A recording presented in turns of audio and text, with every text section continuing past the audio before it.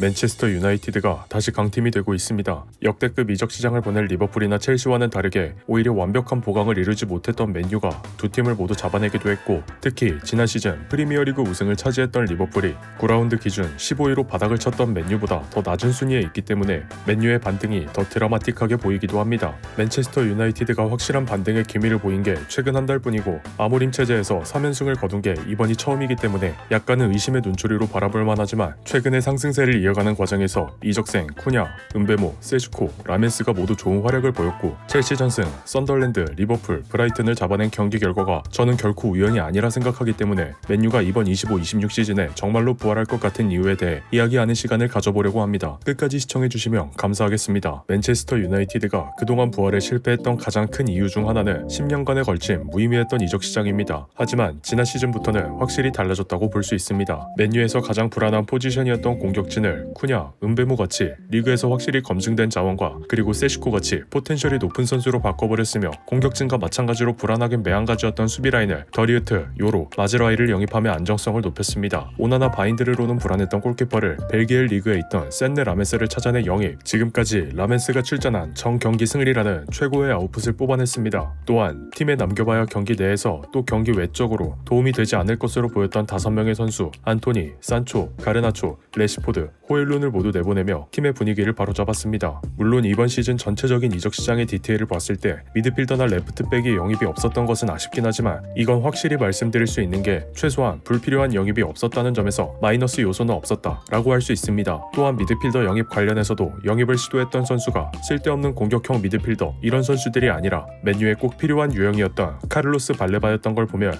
실패에 대한 팬들의 분노를 잠재워줄 스타 선수의 영입이 아니라 정말로 팀에 필요한 선수를 영입하려는 보드진의 행보가 최소한 이적 시장에서만큼은 칭찬받아야 하지 않나 합니다. 어쨌든 좋은 퀄리티의 공격수 영입은 맨유가 최근 좋은 흐름을 형성하는 데 꽤 도움이 되었습니다. 먼저 쿠냐에 대한 이야기를 해볼까 합니다. 쿠냐가 9경기를 치르면서 기록한 공격 포인트는 1득점. 그럼에도 맨유의 팬들은 쿠냐에게 열광하고 있습니다. 이유는 바로 전방 압박과 중원 플레이메이킹에 있습니다. 첫 번째로 중원 플레이메이킹에 대해 이야기하고 싶은데, 쿠냐가 최근에 종종 브루노 근처까지 내려와서 공격 전개를 도와주는 일이 많았습니다. 브라이튼전을 예로 들어보겠습니다. 브루노가 공을 가진 상태에서 윙백은 이미 전진하고 있습니다. 쿠냐가 만약 내려오지 않았다면 둘러싸인 카세미르에게 공을 내줄 수 없는 상황이기 때문에 빌드업 자체가 막혀버리는 상황이 연출될 뻔했습니다. 다행히 쿠냐가 내려와줬기 때문에 브루노의 패스의 선택지가 더 많이 생기게 됩니다. 이런 식으로 공중볼 장악이든 제공 상황이든 쿠냐가 내려와주기만 하면 볼을 키핑하면서 드리블도 되니까 브루노와 카세미르가 공격에 참여할 수도 있다는 이점이 있습니다. 또한 공격할 때만 선택적으로 내려오는 게 아니라 전방 압박을 할 때는 상대의 풀백에게부터 방해를 하고, 상대방이 미들블록까지 전진해 있으면 다른 공격수들보다 먼저 내려와 카세미로와 브루노를 도와줍니다. 브루노는 열심히 뛰기는 하지만 수비적인 어빌리티가 막 높다고 할 수는 없고, 카세미르는 반대로 수비적인 어빌리티는 높지만 기동력이 부족해 따지고 보면 모두 수비 구멍이 있는데, 이렇게 쿠냐가 내려와준다면 아모림 볼의 고질적인 약점이었던 중원의 수적 열세를 어느 정도 해결할 수 있습니다. 하지만 쿠냐의 포지션은 공격수이고, 공격수는 어찌되었든 공격 포인트로 말해야 합니다. 9라운드에 와서야 시즌 첫 득점을 기록한 쿠냐이지만 공수 양면으로 아모림이 원하는 플레이를 상당히 잘해주고 있고, 이제는 득점에 대한 혈이 뚫렸습니다. 쿠냐는 본인의 데뷔골에 대한 인터뷰에서 공격수라면 언제나 골을 넣어야 한다는 압박이 있다. 경기에 나서면 당연히 득점과 기여를 해야 하지만 내가 팀이 잘하도록 도울 수 있다면 그것만으로 충분히 행복하다 라고 소감을 밝혔으니, 이후 일정에서도 득점보다 더 값진 쿠냐의 기여를 충분히 기대할 수 있을 것 같습니다. 맨유의 새로운 중앙 공격수 베냐민 세시코와 골키퍼인 센네 라멘스 또한 전술적으로 새로운 옵션을 제시했습니다. 라멘스가 맨유에 오기 전부터 아모림은 오나나와 바인드르에게 새로운 지침을 내렸는데, 수비를 벗겨내기 힘들다 판단되면 롱패스를 할 것입니다. 하지만 오나나와 바인드르는 대부분 쇼패스를 시도했고, 이는 중원데스가 약한 맨유에게 큰 부작용을 불러왔습니다. 하지만 라멘스나 아모림의 지시를 정확하게 이행했고, 특히 리버풀전에서 정점을 찍었습니다. 썬덜랜드전에서 37개의 롱패스를, 브라이튼전에서 32개의 롱패스를, 안필드에선 45개의 롱패스를 성공시켰는데, 이는 리버풀 진영에서 시도한 롱패스보다 정확히 2개 적은 수치입니다. 24-25 시즌 리그 전체 16위였던 맨유의 공격 속도는 이제 리그 전체 8위가 되었고, 공격 시퀀스당 많았던 패스 횟수는 10위권 밑으로 떨어지며 맨유가 이전보다 더 빠르고 직접적인 공격을 하는 팀으로 변화했다는 것을 뜻합니다. 맨유는 라멘스가 출전한 모든 경기에서 이겼습니다. 앞으로 어떻게 될지는 모르지만 최소한 팀의 패배를 막을 정도의 안정감을 가졌다는 것을 알 수 있는데 롱킥을 통한 퀵 빌드업이라는 새로운 옵션도 제공해줬습니다. 맨유가 롱킥을 통해 빠른 빌드업을 할 수 있는 이유는 세시코의 큰 키와 빠른 주력 덕분입니다. 사진을 보면 골킥이 도착하는 장소가 지난 시즌에 비해 전방에 더 많이 분포되어 있으며 유독 중앙 지역에 많이 쏠려 있는 것을 확인할 수 있습니다. 바인드르나 라멘스나 세시코의 공중볼 장악에 절대적인 믿음을 보내고 있고 실제로 세시코의 공중볼 경합 수치만 봐도 그럴만하다고 납득할 수 있습니다. 이 사진은 리버풀전에서 세시코가 투입되기 전과 후를 나눠 라멘스의 롱킥 방향이 어떻게 변화했는지 나타낸 자료입니다. 세시코가 반다이크와 공중볼을 비등비등하게 경합할 만큼 높은 타점을 가지고 있기도 하고 꼭 공중볼이 아니더라도 세시코가 드리블 능력이 좋기 때문에 쿠냐와 은베모의 침투 능력을 살리는 플레이메이킹이 가능해서 어지간하면 세시코가 필드 위에 있을 때는 세시코 쪽으로 롱킥을 몰아줍니다. 하지만 세시코가 없다고 해서 롱킥을 시도하지 않는 건 아닙니다. 세시코가 60분 정도에 교체 투입되었으니 30분 만에 저렇게 많은 롱패스의 대상이 된 건 맞지만 어쨌든 정확히 말씀드리면 세시코가 있으나 없으나 아모림은 여러 방법으로 롱킥을 통한 빌드업을 시도했습니다. 쿠냐도 마운트도 은베모도 높이가 안 되는데 라고 할 수 있지만 오히려 아모림은 이 3명을 통해 리버풀 후방의 틈을 만들었습니다. 은베모를 통해 공간을 만든 것을 예로 들어보겠습니다. 아모림은 일부러 반다이크 쪽으로 롱킥을 때리라고 지시하고 은베모를 패스 리시버로 설정했습니다. 여기서 반다이크가 은베모에게 경합을 붙어버리면 물리적인 높이는 절대적이니 100이면 100 반다이크가 경합해서 이길 게 확실합니다. 다만 반다이크가 이렇게 전진해서 은베모에게 붙어버리면 반다이크가 담당하던 후방이 비어버리게 됩니다. 뒷공간이 너무 비어버리니 케르케즈가 후퇴해서 코나테와 라인을 형성해 후방을 보호하려 하는데 여기서 문제가 발생합니다.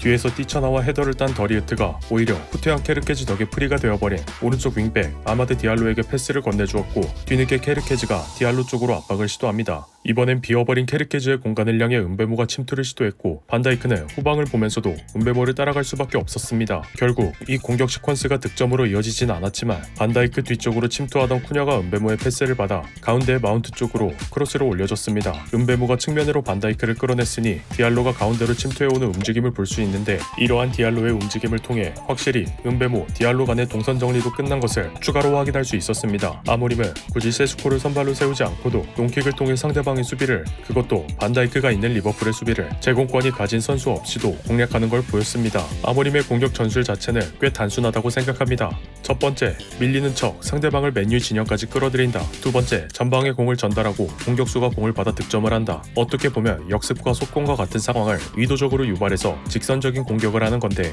저는 아모림의 전술 메커니즘 자체는 꽤 단순하고 이해하기도 편하다는 생각을 항상 하고 있지만 막상 실행하기는 꽤 어려운 전술이라고 생각합니다. 후방으로 빼는 과정에서 실수라도 하면 그대로 실점이 될 수 있고 역습이나 속공 같은 상황을 일부러 유발한다고 했는데 이게 어떻게 보면 공격수의 마무리 능력에 의존한다는 겁니다. 그러니까 뒤에서 보내줄게 네가 해 라는 느낌이라 윙백도 빨라야 되고 공격수들도 빠른 움직임을 보여야 되고 박스 안에 침투해 있는 선수는 마무리할 준비가 되어 있어야 하고 또 모든 선수들이 공을 빼주는 과정에 동참을 하니 패스 능력과 키핑 능력을 동시에 갖춰야 되고 전술의 틀 자체는 굉장히 간단한데 선수들에게 요구되는 능력치는 굉장히 높다고 생각합니다. 그래서 이걸 모두 이행하면서 3연승을 하고 있는 맨유의 흐름이 더 굉장하게 느껴지기도 합니다. 아모린 감독이 이렇게 직선적인 공격 전술을 채택하면서 오히려 팀의 안정감은 더 높아졌습니다. 이 사진은 맨유가 하이블록, 미드블록, 로우블록에서 터치 비중이 얼마나 되는지 나타낸 지표입니다. 특히 이번 시즌 들어 골키퍼의 롱패스를 적극적으로 사용, 전반적으로 다이렉트한 전개를 선택하게 되면서 로우블록에서 터치를 단 30%만 가져가는 결과로 나타났는데 이 지표는 맨유가 고질적인 약점 중 하나였던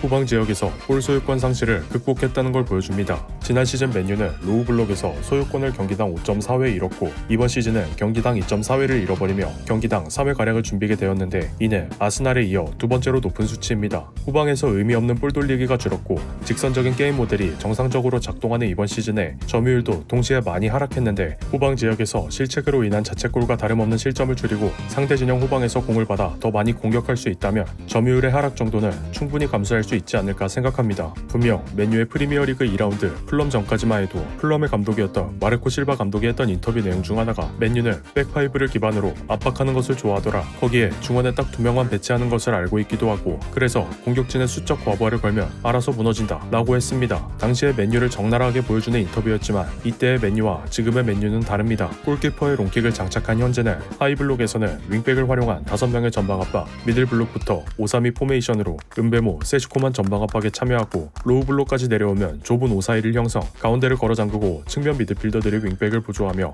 중앙 지역을 강력하게 걸어 잠깁니다. 하지만 여기서 몇 가지 디테일이 더 추가되고 있습니다. 바로 센터백의 전진 수비인데 지금까지 리산드로 마르티네스처럼 빌드업 때 전진하는 경우는 있어도 수비 상황에서 무리하게 전진하는 경우는 없었습니다. 브라이튼이 압박 강도가 강한 팀이니까 이 경기 한정으로 센터백을 전진 배치해서 맞불을 놓은 것일 수도 있습니다. 하지만 중원에 브루노와 카세미로만 배치한 채 하이블록에서 윙백을 포함한 5명에게 전방 압박을 시키고 비교적 틈이 많은 중원이나 측면으로 볼을 투입하도록 유도한 거라면 이건 브라이튼의 의표를 치른 전술적 승리입니다. 공을 바로 뺏을 수 있다면 좋겠지만 어쨌든 센터백을 전진시켜 압박을 하면서 전방 압박을 나갔던 선수들이 복귀, 양쪽에서 감싸며 압박하는 방법이 꽤 유효했던 것 같고 여기에 쇼가 아니라 리산드로 마르티네스, 레니 요로 같이 간헐적으로 전진 드리블을 해주는 선수들이 있다면 그대로 역습을 나갈 수도 있습니다. 여러모로 변화하면서 좋아지고 있는 맨체스터 유나이티드입니다. 득점에 혈이 뚫린 은베모가 9라운드 2주의 선수를 수상했으며 코냐, 세슈코, 은베모, 라멘스, 영입생 4인방이 같이 출전한 모든 경기가 전승입니다. 아직 전반기도 채 끝나지 않았기 때문에 맨유가 잘했네 못했네라는 평가는 이르다고 볼 수 있지만 최근 3연승 과정에서 이겼던 팀들이 승격팀이지만 제대로 된 돌풍을 보여주는 썬더랜드, 극상성에 가까웠던 리버풀과 브라이튼이라 맨체스터 유나이티드에 의미가 있는 10월이었습니다. 매 시즌 부활을 바라고는 있지만 실패로 끝났던 맨유가 과연 이번 시즌에는 정말로 부활에 성공할 수 있을지, 아모림을 향하던 온갖 음해가 팩트가 될지 억가가 될지 모두 이겨내고 정말로 부활에 성공하는 맨유가 되길 기대해보겠습니다. 그럼 오늘 영상은 여기서 마치도록 하겠습니다. 끝까지 시청해주신 분들께 감사의 말씀을 드립니다. 영상이 재밌으셨다면 구독과 좋아요, 알림 설정까지 부탁드립니다. 더 좋은 영상으로 보답해드리도록 하겠습니다. 감사합니다.